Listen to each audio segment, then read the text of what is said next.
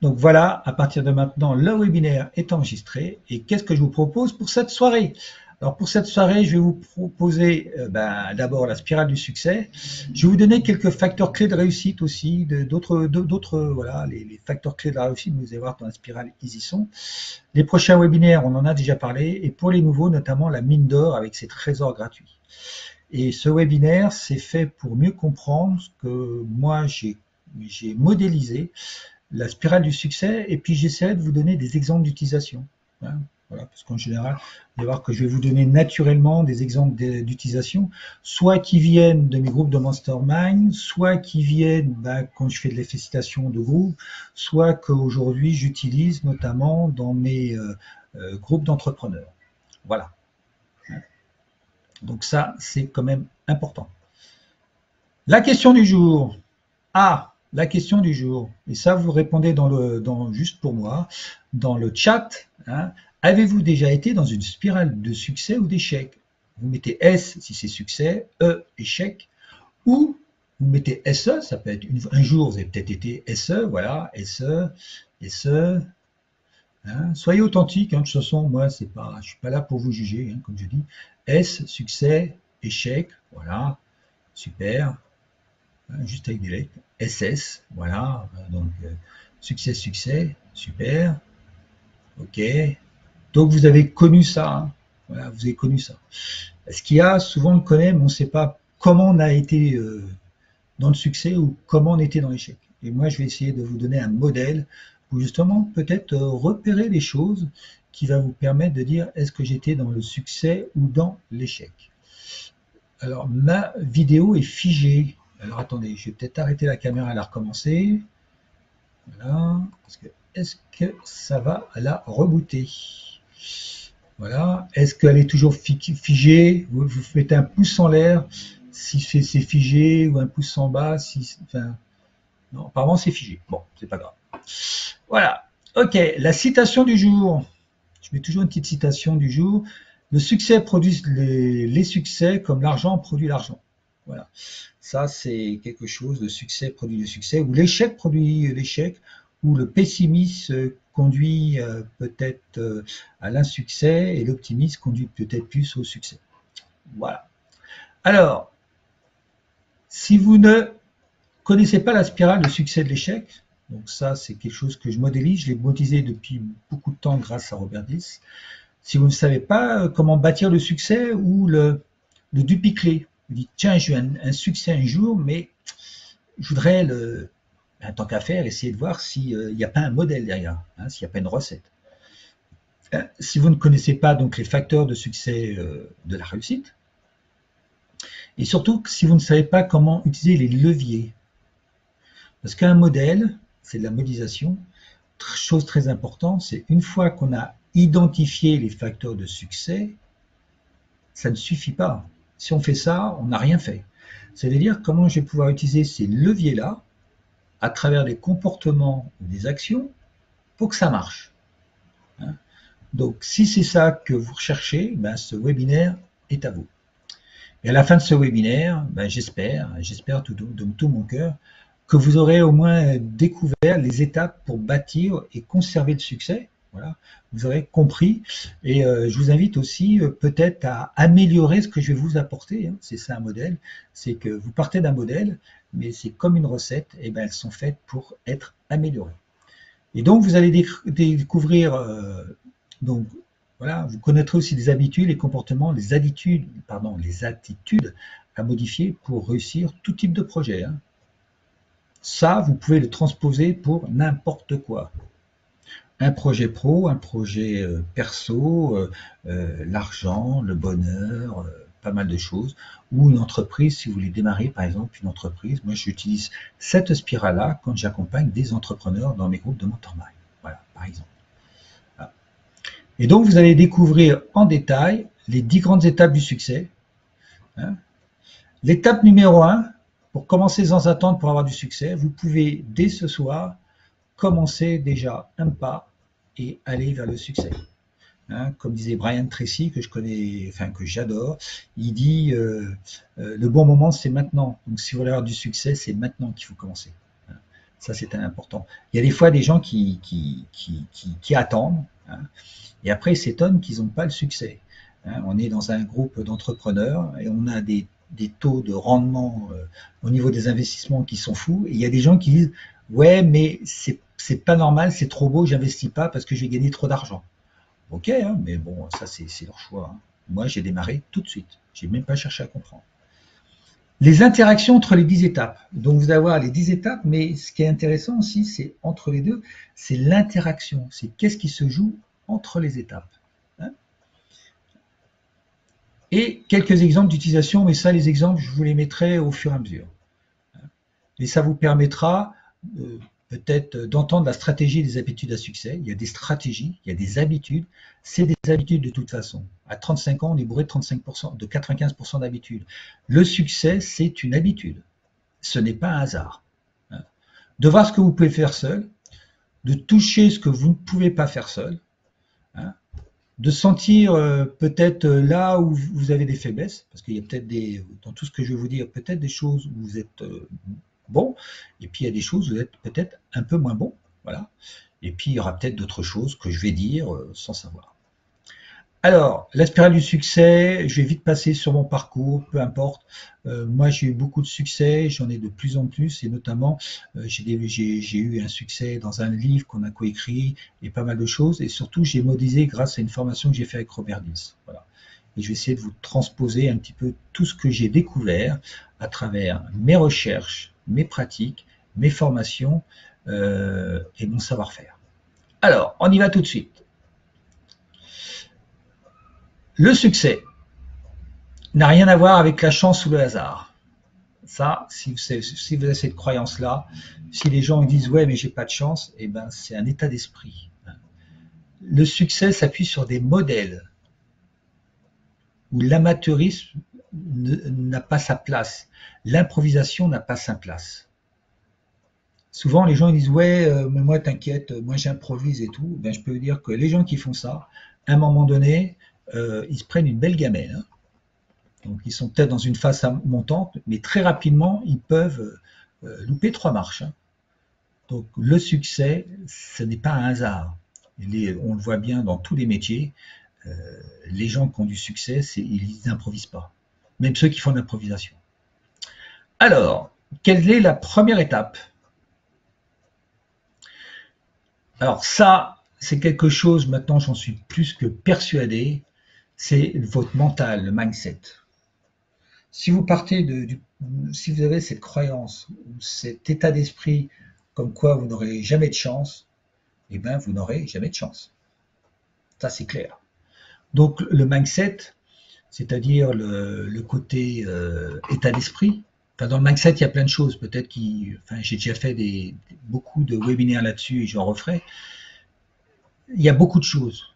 C'est d'avoir l'esprit positif. D'ailleurs, dans le cadre, je vous ai dit avoir l'esprit positif. Un esprit positif augmente de 30% la performance. Et la performance, c'est le succès de quelque chose. Donc ça, c'est la première chose. Le cadre, le contrat de valeur, les valeurs que vous avez, les valeurs. Si vous allez à l'encontre de vos valeurs, notamment, ça fait partie du mindset et ça fait partie, quand on va à l'encontre de nos valeurs, on va être notamment en crash, donc on sera dans une spirale dégénérative, une spirale d'échec. Hein, voilà. Et en point zéro, on veut dire en prérequis, il y a tout ce qui est l'alignement. On parle de l'alignement, mais l'alignement avec le mindset, c'est vraiment la base pour moi. Si on ne sait pas où on va, si on n'est pas aligné, si on n'est pas cohérent, si on n'est pas authentique, si on n'est pas en cohérence avec ses valeurs, etc., etc., si on n'a pas un esprit positif, déjà on part avec un très gros handicap. Et par contre, souvent les gens ils travaillent pas là parce que c'est de l'invisible et ils veulent travailler sur du concret, d'accord?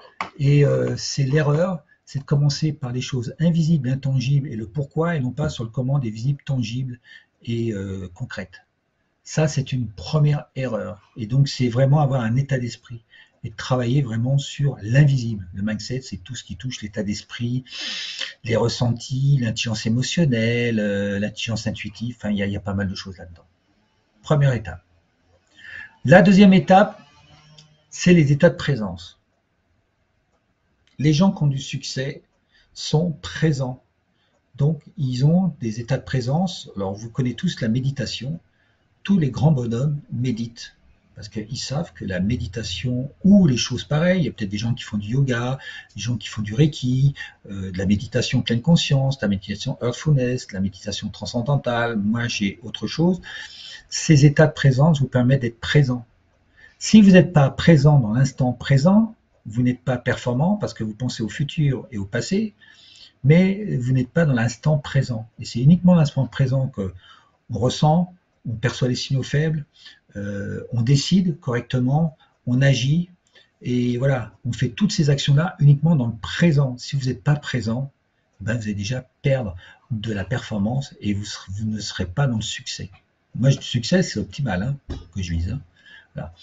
Donc, c'est important que vous adoptiez quelque chose pour augmenter votre présence à l'instant présent. Même si c'est impossible d'être, enfin peut-être pas impossible, il y a peut-être des gens comme les gens qui méditent 4 à 5 heures par jour, hein, notamment les moines bouddhistes, hein, c'est très difficile d'être dans l'instant présent. Mais si on n'a pas une pratique journalière, c'est impossible. Hein. Souvent les gens ils disent ouais je t'écoute, mais ils font autre chose à côté, ben, les gens ils ne sont pas à l'instant présent. On ne peut pas écouter et être sur les réseaux sociaux en même temps, par exemple. Hein. Donc la pratique des états de présence sont importants pour être présent. Okay, je regarde s'il y a déjà des questions. Il faut que je mette mon... Voilà. Donc, il faut mettre des routines en place. Les routines en place. Hein. C'est-à-dire que moi, tous les matins, j'ai ma routine et quand je suis plus dans la présence, je mets une routine en place où je fais quelque chose pour revenir rapidement dans mon état de présence. Donc, le matin et le soir, quand je me couche, j'ai des routines pour être dans l'état présent et pour faire des choses. Mais j'en ai aussi à la... Alors, après, c'est de visualiser. Parce que grâce aux états de présence, notamment, vous allez pouvoir visualiser mieux votre futur. Et on va voir que la prochaine fois, avec l'intention, le futur, il est déjà là. Donc ça va être très très important de visualiser. Hein, vous voyez les sportifs quand ils font par exemple les descentes de ski notamment, ils sont là avec, alors vous ne voyez pas, mais ils visualisent le truc. Alors on visualise, mais on va pouvoir ressentir, très important, et on va aussi les écrire. Donc on va exactement prenez le temps d'écrire les choses, et notamment avec un stylo bleu. Très important. Parce qu'à partir de là, vous allez pouvoir, et on le verra la prochaine fois, poser l'intention. Poser l'intention. Et il y a l'art de poser l'intention. Moi, ça fait plus de 10 ans que je cherche beaucoup de choses sur l'intention. Et il y a des choses très intéressantes. Il y a même des expériences très puissantes qui ont été faites sur l'intention. Et donc, l'intention, c'est quelque chose que vous devez vivre, et c'est l'art de poser l'intention. L'intention, quand l'autre fois je revenais tard, parce que j'étais chercher mon épouse à la gare, et en plus le train avait 2 heures de retard, on est venu, il est plus de minuit, j'ai posé l'intention d'avoir une place devant chez moi. Je suis à plein Nice, pleine ville, et qu'est-ce que j'ai eu en arrivant devant chez moi à minuit et demi? J'avais ma place qui m'attendait. Alors il y a des gens qui diront c'est un coup de hasard. Ben ouais, mais à force de poser d'intention et puis que ça vous arrive, c'est pas forcément un hasard. Donc il y a l'art et la manière de poser une intention. Parce qu'en plus, l'intention focalise votre attention. Entre les états de présence et l'intention, vous allez focaliser votre attention et vous allez devenir plus concentré. Souvent, on n'est pas efficace, on n'a pas de succès parce qu'on n'arrive pas à se concentrer. Ben, les états de présence vont vous permettre de vous centrer, d'être dans le présent, et parce que vous êtes dans le présent, vous allez pouvoir augmenter votre concentration. Et en plus que votre mental, vos réflexions, votre pensée soit focalisée sur quelque chose que vous désirez. Donc c'est très important. Là, on est encore toujours dans l'invisible. Hein. Le mindset, c'est de l'invisible. Les états de présence, ouais, on va dire que Voilà, mais moi, je suis beaucoup dans l'invisible. Et l'attention, c'est de l'invisible. Et l'intention, c'est, on est encore dans le subtil. Donc, c'est très important. Donc, tout ça, c'est de la préparation au succès. Et ça, c'est des routines régulières. L'intention, vous pouvez poser une intention, par exemple, on est quoi aujourd'hui? On est jeudi. Ouais, on est jeudi aujourd'hui. On est jeudi. Je vous invite ce soir, avant de vous coucher, d'écrire votre intention pour demain. Voilà. Et votre cerveau, dans la nuit, lui, va travailler. Vous allez vous dormir, hein, faire de beaux rêves, mais votre cerveau, il va déjà commencer à faire. Votre mindset, votre état d'esprit, enfin, votre mindset, il va déjà travailler pour vous demain. Le cerveau n'arrête jamais de travailler. Hein. Une fois qu'on a là, on va commencer un peu à aller dans le concret. Engagement, action, très important. L'action, si vous ne faites rien, vous n'aurez jamais de succès. Si vous ne faites jamais rien, si vous ne vous engagez pas, si vous ne décidez pas, si vous en engagez pas à 100%, ça ne marchera pas. Si vous dites, bah tiens, moi j'ai l'intention de perdre du poids, mais que vous ne vous levez pas le matin, bah, ça ne va pas se faire tout seul. Hein. D'accord? Donc, il va falloir vous engager à travers des comportements et puis des engagements et des actions. Très important. Et une chose que j'ai mis là, un petit détail hyper important, imaginez que vous voulez, comment dire, gravir l'Everest. Super. Sauf que, rappelez-vous, les alpinistes, d'abord, ils se préparent. Ils se préparent physiquement. Ils se préparent peut-être mentalement. Ils préparent peut-être leur matériel. Et puis la première chose qu'ils font, ils vont au camp de base, une fois qu'ils sont prêts. Ils chopent pas, sauf l'autre fois, j'ai vu un truc sur Netflix où il y avait des gars, ils enquillaient les 8 plus hauts sommets du monde en 7 mois, là, ou en 4 mois, un truc de fou. Mais ça, c'est exceptionnel. Mais ils étaient hyper préparés. Hein, c'était des Sherpas. C'est-à-dire que quand un objectif est trop important, il faut le couper en morceaux. Parce que vous avez un biais cognitif derrière. Et le biais cognitif, c'est l'histoire d'avoir la récompense à court terme. Alors, si vous visez de monter l'Everest et puis que c'est dans 2 ans que vous pouvez y aller, eh ben, vous allez vous démotiver parce que c'est trop loin. Par contre, si vous mettez tous les mois un objectif et que vous avez réussi tous les mois un objectif, cette fameuse récompense à court terme, vous allez l'avoir. Donc ça, c'est très important. C'est vos objectifs, c'est de le découper en petits objectifs. J'ai fait plein de posts là-dessus. Et après, vous avez la motivation. Souvent, on se dit, il faut que je sois motivé pour faire. Non, pas comme ça que ça marche. Faites et vous serez motivé. Souvent, l'ordre des choses est un facteur de succès. Pensez à ça. N'attendez pas d'être motivé pour faire. Faites et vous allez devenir motivé. C'est l'action et le succès, même aussi petit soit-il, qui va vous motiver à faire plus. Écoutez bien ceci, c'est quelqu'un qui dit j'attends d'être motivé pour faire, il ne sera jamais motivé.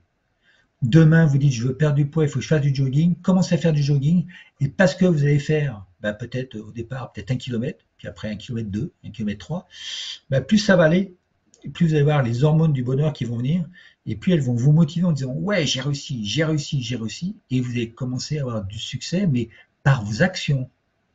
La motivation n'est une conséquence, alors ça c'est quelque chose que je ne savais pas, je pensais qu'il fallait chercher la motivation pour agir, non, il faut agir pour être motivé. C'est un point crucial et important. Une chose importante aussi que je fais, c'est que je mesure. Aujourd'hui, par exemple, je développe un nouveau business. Tous les matins, je mesure mes résultats. Tous les jours, tous les jours, tous les jours, tous les jours. Alors, je fais des tableaux très simples. Je ne vais pas désigner un gaz, mais c'est très important. On ne peut être que ce qu'on mesure. Voilà. Mesurez-vous. Même si vous avancez d'un petit peu, c'est pas grave. Mesurez ce que vous êtes. Il faut toujours mesurer. Hein.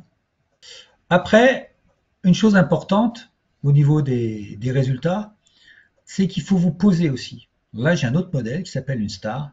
À chaque fois que vous faites une expérience, il faut ce qu'on appelle modéliser. D'accord? Alors, c'est quoi la modélisation? C'est quelle est la différence qui fait la différence entre une expérience et une autre. Et souvent, ça, c'est difficile. Donc, moi, fin de compte, pour répondre à cette question, je vais vous en poser 5. Imaginez que vous faites, je ne sais pas, un projet, il y a peut-être des managers ici, ou il y a peut-être des gens qui font du recrutement, ou des gens qui font de la vente. Hein. Par exemple, il y a quelqu'un qui font de la vente, et puis qui disent, ouais, c'est super, j'ai un super contrat. Alors, c'est super, hein, mais là, il faut dire stop, on va se poser. Et notez bien ces questions, 5 questions.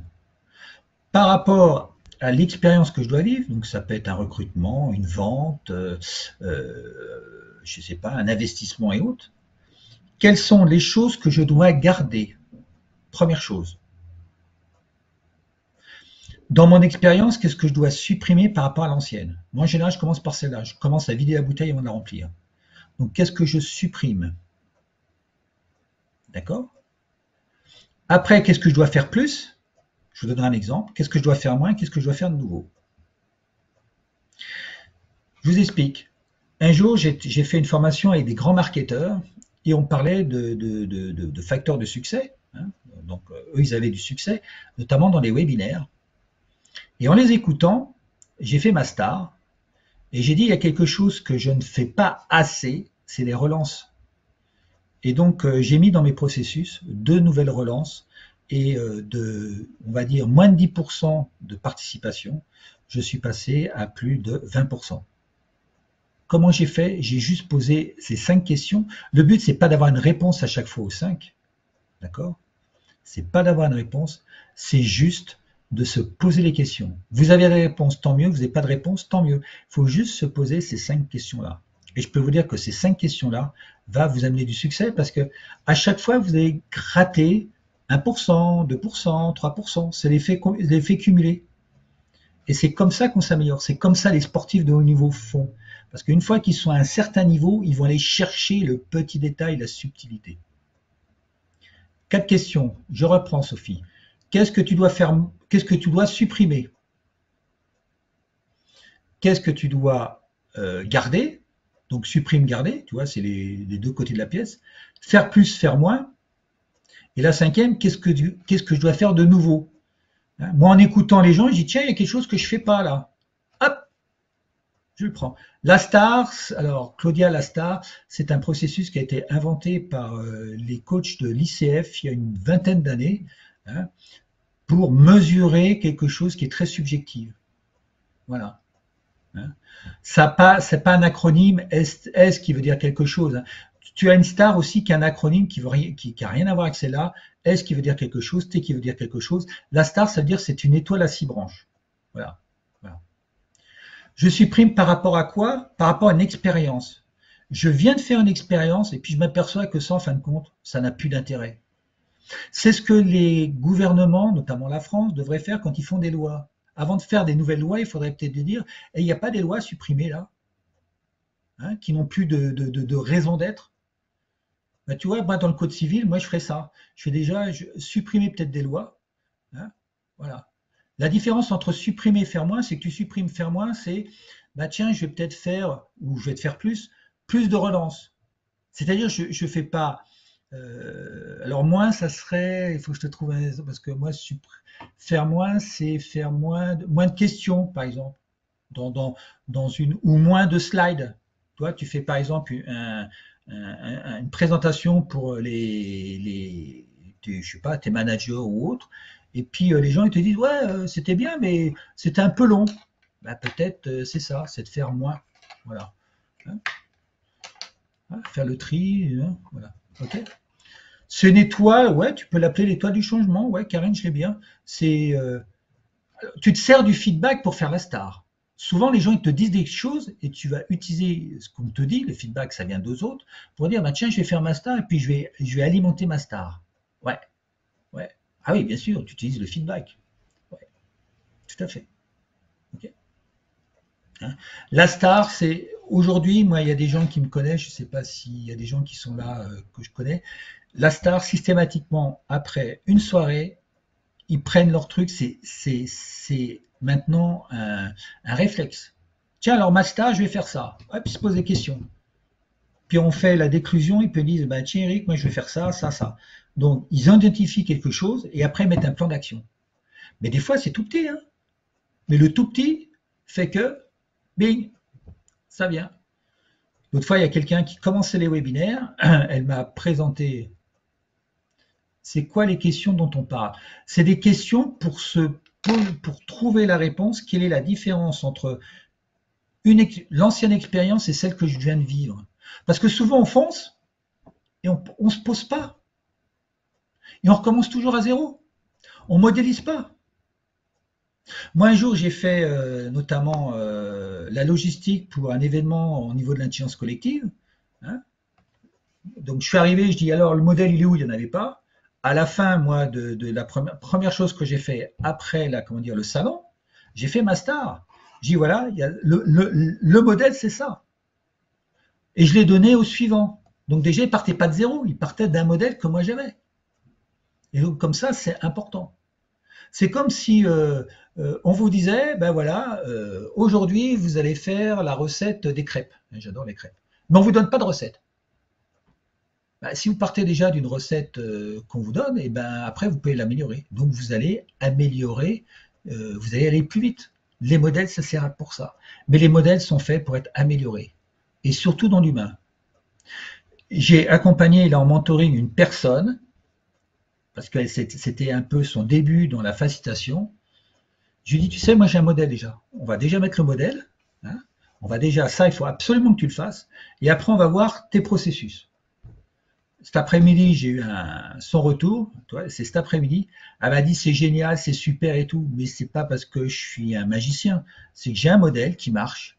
Et j'ai dit, si tu fais ce modèle-là, à 98%, je lui dis, ça marche. Et tu verras, tu n'auras que des bons retours. Ça n'a pas loupé, mais je suis parti d'un modèle. C'est mon modèle que j'ai modélisé depuis 10 ans. J'ai dit, si je fais ça, c'est obligé que ça marche. Voilà. Alors, après, quand vous avez des résultats, ce qui se passe, c'est que vous allez mettre des choses dans vos pensées, dans vos croyances, dans vos certitudes, dans vos capacités. Alors là, vous avez intérêt à avoir du succès. Parce que si vous avez des échecs, en général, vous allez avoir des croyances souvent limitantes qui vont venir. Et là, il faut faire attention. C'est pour ça que, et ça, on n'y pense pas. Alors, vous avez beaucoup de croyances qui sont issues de votre période entre, alors je lis encore d'autres livres, Jung, il disait entre 0 et 7 ans, Adler, l'autre, un des grands de la psychologie, il dit entre 0 et 10. Mais vous voyez, sa petite enfance, hein, ok. Hein. Et il y a beaucoup de choses qui sont là dans votre cerveau depuis très longtemps. Hein. Et peut-être que votre succès ou vos échecs, déjà, il y a des choses qui ont été plantées il y a des dizaines d'années. Donc, c'est important aussi que là, on va pouvoir travailler ça, c'est-à-dire par des routines, changer ses croyances et amener des croyances de succès. Hein, si vous avez des blocages, des croyances limitantes, on appelle ça les croyances limitantes, c'est pas d'aller forcément chercher les croyances, c'est de dire on va mettre des nouvelles habitudes, on va essayer de mettre des nouvelles croyances en place, qui nous permettent des croyances de succès. Donc il y a deux approches, il y a les gens qui vont aller travailler les croyances, mais surtout les pourquoi tu es comme ça, hein, c'est plutôt Freud, et des gens qui disent ok, tu es comme ça, ok, on va voir comment on va pouvoir mettre autre chose. Moi je pars de la croyance, mais je ne vais pas chercher le pourquoi de la croyance, ça ne m'intéresse pas, c'est dire mais qu'est-ce que tu veux à la place, et on va faire un chemin pour que tu transformes cette croyance. C'est-à-dire comment cette croyance qui aujourd'hui te limite, te bloque, va pouvoir être changé par quelque chose qui te booste et qui te fasse du succès. Voilà. Et ça, souvent, on n'y pense pas. Et on pense que, ouais, de toute façon, j'ai toujours été comme ça et ça ne changera pas. Ben, ça, c'est une croyance que tout peut être changé. Vous pouvez, du jour au lendemain, passer d'une spirale d'échec à une spirale de succès. Et une fois que ça, sur quoi ça va agir? On parle de la confiance et l'estime de soi. Hein. Si vous avez des croyances limitantes, en général, vous n'aurez pas de confiance, vous serez... Voilà. Alors attention, hein, la confiance hein, ou l'estime. Hein. Il ne faut pas être ni moins ni plus, il faut être juste au milieu. Parce que quelqu'un qui a trop de confiance, ça peut aujourd'hui avoir des des effets boomerang. Hein. C'est pas être... Les excès, quoi qu'il arrive, plus ou moins, ne sont pas bons. C'est être juste. C'est pour ça que l'alignement est important. Être juste, c'est faire vraiment un travail sur soi. Ça, c'est important. Et la confiance sur soi, bien sûr, elle agit sur le mindset. Et donc, à partir de là, eh ben, c'est la spirale du succès. Alors, la spirale de l'échec, en fin de compte, c'est que vous n'êtes pas présent, vous visualisez pas les choses, vous n'utilisez pas l'intention, vous êtes dispersé, hein, les actions sont un petit peu faites au jour le jour, et puis voilà, vous n'êtes pas forcément engagé, vous changez facilement de choses. La motivation, elle est peut-être pas forcément, voilà. Vous ne mesurez pas vos résultats, surtout vous ne modélisez pas, vous recommencez toujours à zéro. Là, les croyances, eh ben, elles bougent tout le temps. Il n'y a pas quelque chose que vous bâtissez sur vraiment des fondations très très fortes. Et puis une fois c'est bien, une fois c'est mal, mais vous ne savez pas pourquoi vous avez du succès ou pourquoi vous avez de l'échec. Et puis en général, ben, quand on ne sait pas trop et puis que l'échec entraîne l'échec plus souvent que le succès entraîne le succès. C'est pour ça que le mindset est très important. Le mindset est très important parce que c'est quelque chose de fondamental. Dans mes groupes de mastermind, un jour on s'est posé, on dit mais tiens, je vais vous poser la question. D'après vous, le mindset, c'est combien de pourcents de réussite dans la réussite? Combien le mindset a de poids dans la réussite? 99,9, Guillaume. 85, ouais, 30, 89, 100,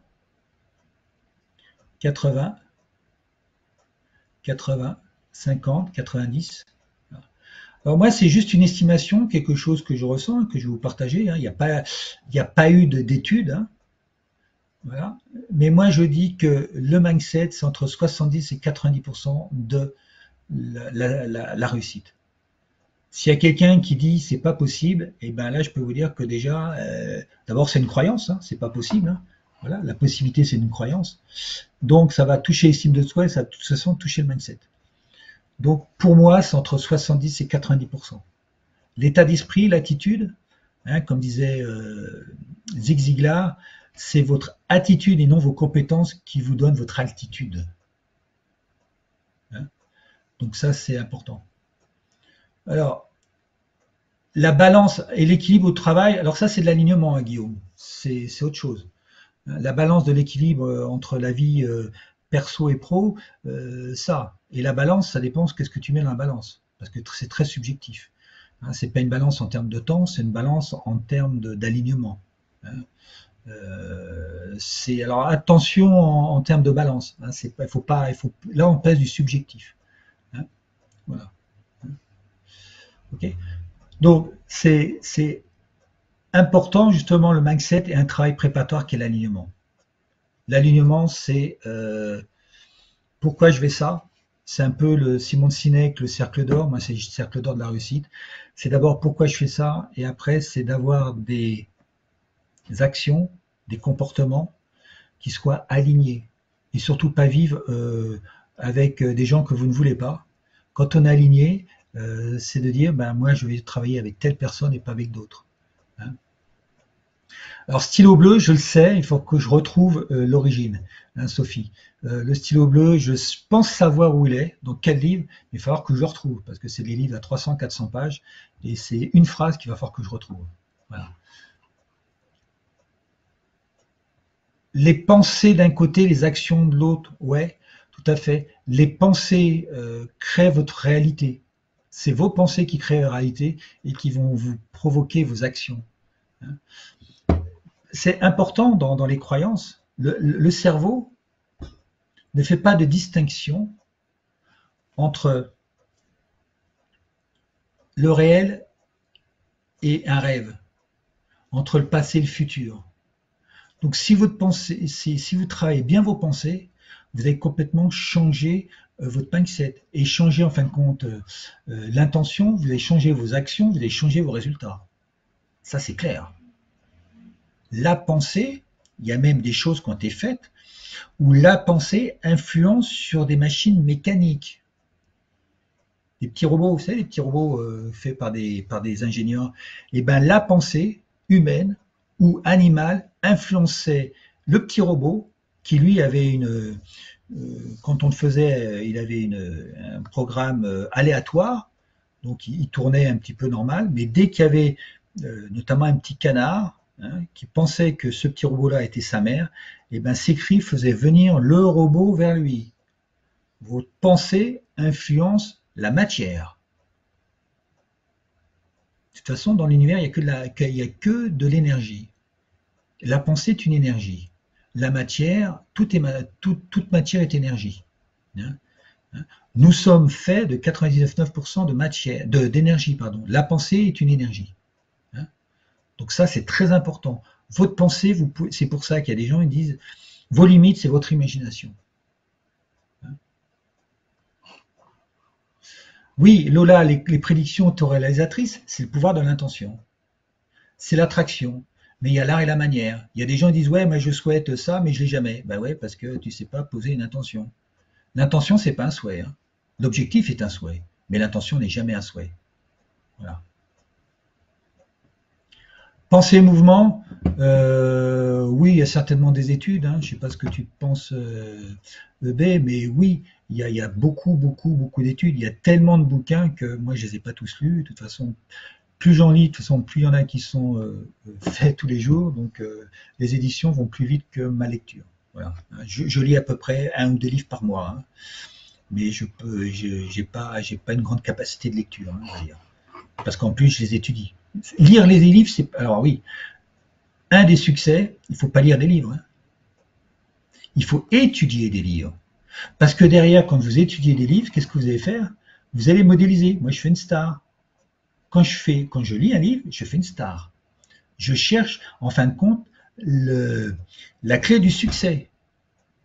Vous lisez Stephen Covey, vous avez Brian Tracy, vous avez comment il s'appelle, Harv Eker et tout. Je modélise tout. Il ne faut pas juste lire un livre. Non, ça c'est rien. Les livres de développement personnel, il ne faut pas les lire, il faut les étudier. 2 fois, 3 fois, 4 fois, il faut revenir dessus. Parce que plus vous allez les lire, plus vous allez les étudier, plus vous allez mettre en conscience des choses que vous n'aurez pas compris à la première lecture. Là, je suis en train de lire un livre qui est magique, mais je lui ai dit, j'ai compris peut-être que 10%. La différence entre un objectif et une intention, alors là, je ne peux pas te le dire, mais si je vais te dire, l'objectif, c'est dans le futur, et c'est un souhait, l'intention étant le présent est une réalité. Voilà. Et comme on le pose, il y a 10 étapes pour poser une intention. Voilà. C'est hyper puissant, l'intention. Voilà. C'est ce que j'apprends notamment dans mes groupes de mastermind, c'est de l'orfèvrerie. Hein. C'est de l'orfèvrerie. Hein. Et il y a des gens, même au bout de plusieurs mois, ils ont encore des difficultés à poser une intention. C'est tellement simple qu'ils compliquent les choses. Souvent, on complique les choses qui sont simples. Voilà. Je regarde. Donc, l'intention, elle est au présent. Il faut faire comme si l'intention, elle était déjà là. Hein. Si tu dis je souhaite perdre 3 kilos d'ici le 31 décembre ou d'ici Noël, ça c'est un objectif qui est smart. Il est spécifique, mesurable, il est acceptable, réaliste et il y a une temporalité. L'intention, c'est j'ai perdu 3 kilos. L'intention, elle est dans le présent, alors que l'objectif, il est dans le futur. L'objectif est un souhait, l'intention est une réalité. Voilà. Alors, je vais vous donner d'autres aussi de facteurs de succès. Pour le facteur de succès pour être dans la spirale du succès. Qu'est-ce que j'ai mis? Le courage d'agir. Ouais. L'action, je vous l'ai dit. Hein. L'action, si vous ne faites rien, vous pouvez attendre. Hein. Si vous ne faites rien, vous n'aurez rien. Si vous ne demandez pas d'augmentation, vous n'avez pas d'augmentation. Il faut avoir le courage de demander une augmentation. Courage d'agir. Courage peut-être de téléphoner à un prospect. Le courage. Ouais. Le courage, c'est je pense, c'est le facteur des facteurs. Le courage, et je mets le courage d'agir. Le courage de changer. Le courage. C'est faire du courage. Hein. Ça, c'est super important. Et j'ai mis la phrase que j'ai bien de Train Tracy, le bon moment c'est maintenant. Souvent les gens ils disent attends, je vais attendre le bon moment. Ben, si vous savez que le bon moment c'est maintenant, n'attendez plus. N'attendez plus pour être heureux, n'attendez plus pour avoir du succès, n'attendez plus pour être riche, n'attendez plus pour changer. C'est maintenant. Toutes les minutes que vous gardez, que vous perdez, ou tous les jours que vous perdez, avec l'effet cumulé, au bout de 10 ans, vous pouvez avoir une très grosse différence. N'attendez pas. Qu'est-ce que vous risquez? Vous risquez de réussir. Qu'est-ce que vous risquez? D'apprendre quelque chose. Hein, je ne sais plus qu'est-ce qu'il disait, je ne sais plus si c'est Einstein qui disait, non, c'est, comment il s'appelle, Mandela, qui disait, il n'y a pas d'échec, il y a juste une nouvelle expérience que j'ai appris. Edison, il disait, un jour, il a été interviewé par un journaliste, et le gars, il disait, mais vous n'avez pas marre de faire vos essais là, sur un truc qui s'appelle une lampe, là? Vous n'avez pas marre d'échouer? Il dit, j'échoue pas. Viens d'apprendre une manière de ne pas faire. Voilà. Hein, je viens d'apprendre une manière de ne pas faire. Et à un moment donné, ben, on ne peut avoir du succès qu'à partir de ces échecs. Mais ces échecs, il faut en tirer les leçons. Et comment on en tire des leçons? Grâce à la star. Tout est là. La volonté, tu veux, mais tu ne mets pas dans l'action. Le courage, ben, le courage, t'agit. Tu as la volonté de perdre du poids, mais tu n'as pas le courage d'y aller. Le courage, c'est l'action. La volonté, c'est encore dans la pensée. Hein, Christophe? Changer d'attitude. Hein, c'est davantage, je vous l'ai dit tout à l'heure, notre attitude plutôt que nos aptitudes qui déterminent notre altitude. Hein, Zig Ziglar, un très grand aussi, un très très grand. Je l'adore celle-là. C'est votre attitude, c'est votre action, c'est votre courage, tout ça, c'est une attitude, c'est un être. C'est l'être, l'attitude.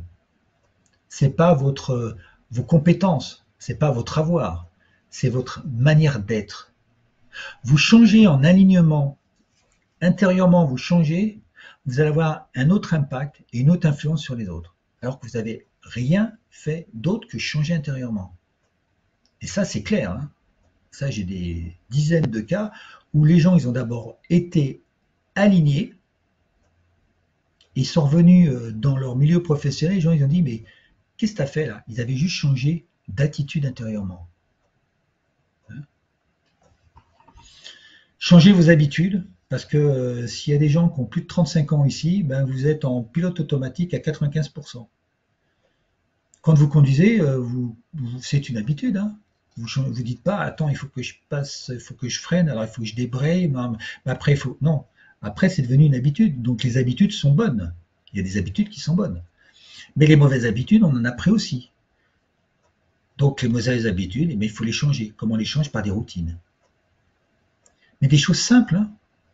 Et souvent, on veut trop faire. Et c'est parce qu'on veut trop faire, on veut faire un trop grand pas. Et quand on fait un très grand pas, en général, on se plante. Et qu'est-ce qu'on fait? On revient en arrière. C'est le changement point zéro.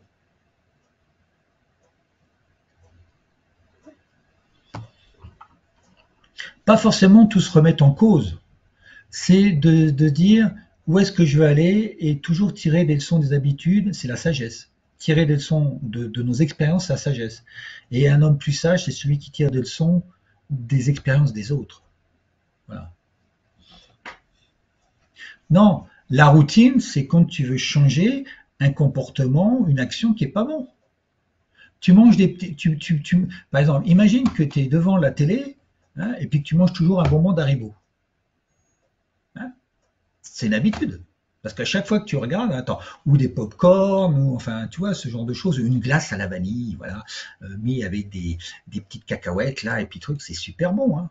Mais tu dis, ouais, mais moi je grossis à chaque fois de 3 kilos. Donc il faut que tu changes cette routine. C'est-à-dire que quand tu vas regarder un film, il va que tu changes cette habitude de manger de la glace ou des haribots par autre chose. Voilà, c'est ça. Hein. Alors négatif, c'est juste un point de vue. Si tu trouves que c'est très positif, tu vas pas la changer. Si tu trouves qu'elle te fait mal ou que tu veux la changer, bah oui, tu vas changer. Négatif est un comment dire un jugement. Pas de jugement. Tu dis ben voilà, moi je veux changer d'autre chose, je veux changer d'autre chose. Voilà. Et quand tu décides, et que tu as le courage de décider d'agir, c'est là que tu fais le changement. Mais tant que tu l'as qu'en parole, c'est qu'une idée. Hein. C'est ni une intention ni un objectif. Ben, tu feras rien. Modéliser, je vous l'ai dit, afin d'utiliser l'effet cumulé. On l'a très bien en investissement. Hein. Si vous faites 0,3% tous les jours pendant 260 jours, ça vous fait 171% d'augmentation de votre capital en un an. Ça, c'est clair. L'argent, c'est le côté magique de l'investissement. Ben, l'effet cumulé, on peut aussi l'utiliser au niveau humain. Si vous, je vous l'ai dit tout à l'heure, premier jour que vous courez, vous allez peut-être faire 1 km. Et parce que vous avez couru, vous êtes capable le lendemain de faire 1 km 100. Et puis parce que vous avez couru déjà et puis que ça commence à rentrer, vous allez peut-être faire 1 km 100 ou 200. Et puis vous allez voir qu'à un moment donné, c'est pas 1 km 200, vous n'avez pas gagné 100, mais vous avez gagné 200. Tout d'un coup, vous faites 1 km 5. Ah, j'ai gagné 400 d'un coup là. Puis tout d'un coup, vous allez faire 1 km 6, et puis tout d'un coup, 2 km, 3 km. Puis vous allez voir que vous allez faire le plus vite possible, que votre cœur il va battre moins possible, et puis que vous serez en plus grande performance, que vous allez plus récupérer. Et bien ça, c'est voilà, c'est l'effet cumulé au niveau physique, mais vous pouvez le faire au niveau mindset, vous pouvez le faire au niveau de tout ce que vous voulez. Donc, modélisez tout, et même vos pratiques, et même votre communication, donc vraiment les choses humaines. Voilà. Et surtout, la pratique. Donc, c'est de faire. La pratique a des savoirs que la théorie n'a pas. Vous pouvez lire tous les livres, même si vous l'étudiez, mais si, toujours pareil, si vous n'agissez pas, vous serez toujours à la même chose. Et là, il y aura l'effet cumulé négatif. Parce que si vous n'avancez pas, vous mourrez. Donc, au lieu de faire, vous allez reculer. Donc, soit que vous avancez, soit que vous reculez. Mais vous ne pouvez pas rester sur place. Voilà.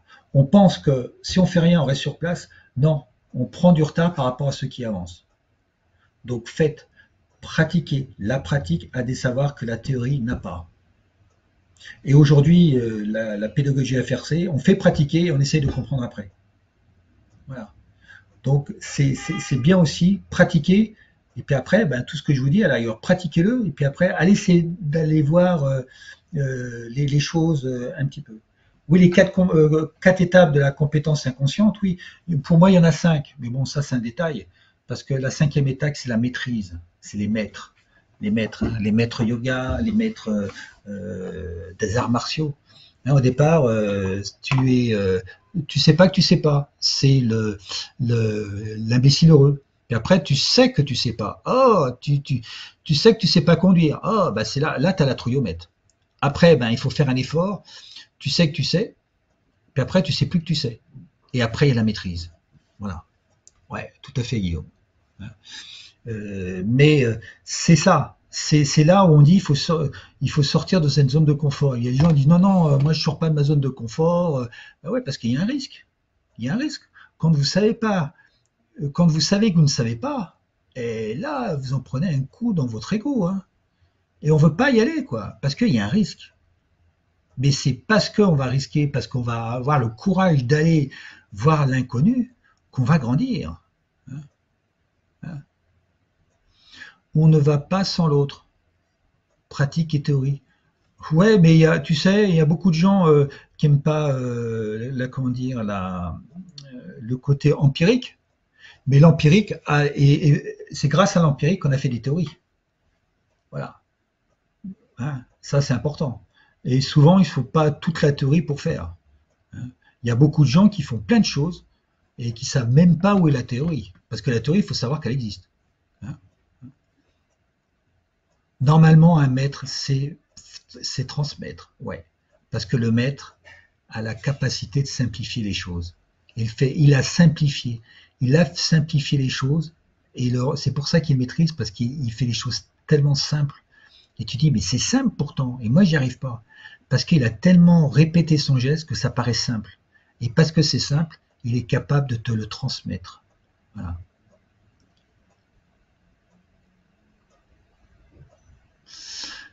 Non, ça dépend pas des domaines, Ayette. Là, tu sais, là, des choses, à chaque fois que j'arrive quelque part, on me dit, ouais, mais tu sais, Eric, ici, c'est différent. Ça, c'est le coup classique.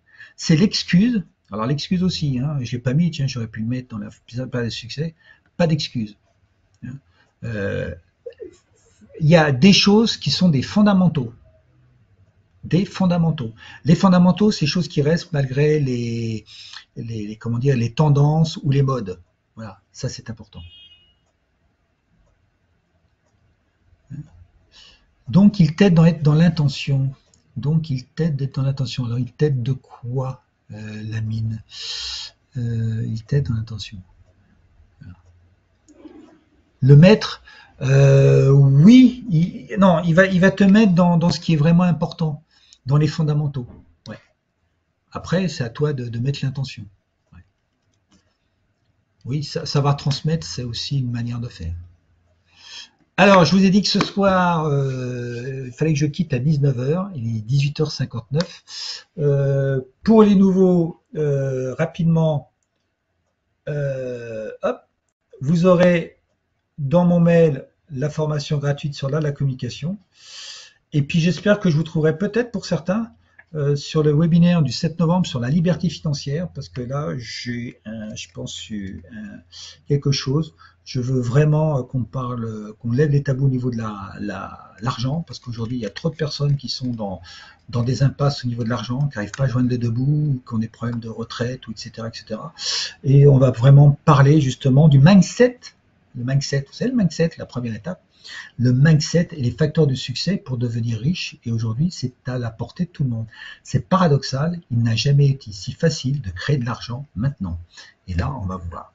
Le replay, oui, MPG, tu auras, comme tu es là, donc tu as été inscrit, tu auras dans ta mail d'ici, on va dire 48-72 heures maximum, un lien, parce que le replay, ça me prend 4 heures pour le faire. Hein, c'est pas juste à mettre ça sur YouTube. Hein, donc vous aurez le replay, tout à fait. Ok. Merci à vous, merci de votre participation et je vous envoie tous les liens pour avoir le support, le replay, etc., etc. Donc voilà. Et si vous avez des questions, de toute façon, vous me faites un petit mail et j'y répondrai volontiers ou sur LinkedIn. Vous m'avez aussi sur LinkedIn. Donc n'hésitez pas. Merci, au revoir et à très bientôt.